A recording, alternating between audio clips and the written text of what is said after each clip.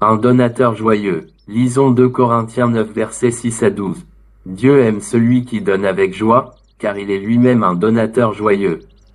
Il désire que la générosité dont il fait preuve envers ses enfants déborde sur les autres.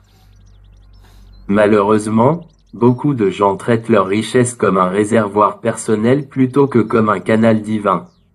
Selon la conception du réservoir, la richesse ne sert qu'à pourvoir aux besoins personnels et familiaux d'un individu selon ses désirs.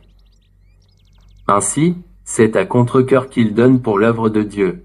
Le radin croit que tant qu'il donne quelque chose, sa façon de le faire importe peu. Pourtant, son attitude est cruciale. Pour Dieu, l'état du cœur du croyant est plus important que ses actions. Osée 6 verset 6. Un don tiède est le signe que nous ne nous engageons pas pleinement à voir le royaume de Dieu avancer. Nous préférons plutôt assurer notre sécurité personnelle. Le croyant avare est surpris que Dieu ne remplisse pas un réservoir. Même les bien nantis ne se sentent jamais assez riches. Le véritable contentement vient lorsque nous acceptons que notre richesse, même limitée, appartient à Dieu et qu'elle suffit pour combler nos besoins. Dès que nous saisissons cette vérité, notre réservoir devient une partie du canal divin.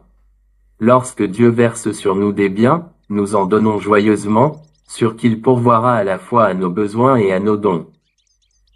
Le plan de Dieu n'est pas de rendre tous ses enfants prospères, mais il veut tous les rendre généreux avec ce qu'ils ont, richesse, compassion, connaissance, etc.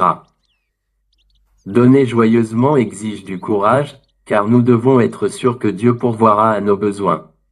Lisons 2 Corinthiens 9 versets 6 à 12. Rappelez-vous, semence parcimonieuse maigre récolte.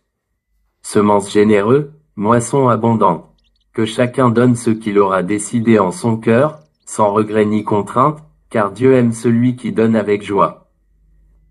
Elle est là aussi le pouvoir de vous combler de toutes sortes de bienfaits, ainsi vous aurez en tout temps et en toute chose, tout ce dont vous avez besoin, et il vous en restera encore du superflu pour toutes sortes d'œuvres bonnes ainsi qu'il est écrit, on le voit donner largement aux indigents. L'y demeure pour toujours approuvé par Dieu. Celui qui fournit la semence au semeur et lui donne le pain dont il se nourrit vous donnera aussi, avec largesse, toute la semence nécessaire et fera croître les fruits de votre générosité.